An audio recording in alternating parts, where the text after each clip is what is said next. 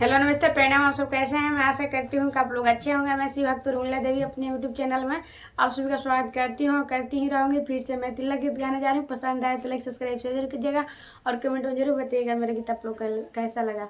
हाँ दोस्तों, मेरा चैनल का 1.5 साल हो गया, लेकिन अभी तक ना वॉच टाइम पूरा हुआ है ना सब्सक्राइबर पूरा हुआ है। आप लोग इतना सपोर्ट कीजिए कि हमारा चैनल भी मोनेटाइज हो जाए और मेरा वॉच टाइम भी पूरा हो जाए। रोवेलन कवाना भेड़ुआ, रोवेलन कवाना भेड़ुआ, धुनेलन कपार हो फरार बाड़ी कहिए से सरवा के बहिन हो फरार बाड़ी कहिए से सरवा के बहिन हो।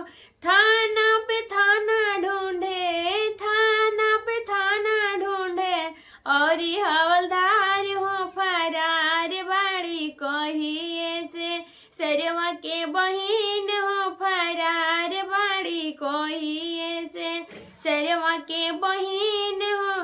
रोवेलन तिल कहरू भेड़ुआ, रोवेलन तिल कहरू भेड़ुआ, धुनेलन कपार हो फरार बाड़ी कहिए से तिल कहरू के बहिन हो फरार बाड़ी कहिए से।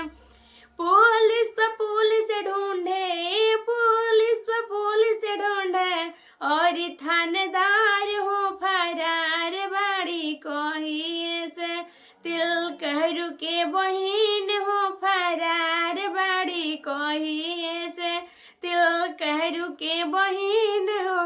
रोवेलन कवाना भेड़ुआ, रोवेलन कवाना भेड़ुआ, धुनेलन कपार हो फरार बाड़ी कहिए से सरवा के बहिन हो फरार बाड़ी कहिए से।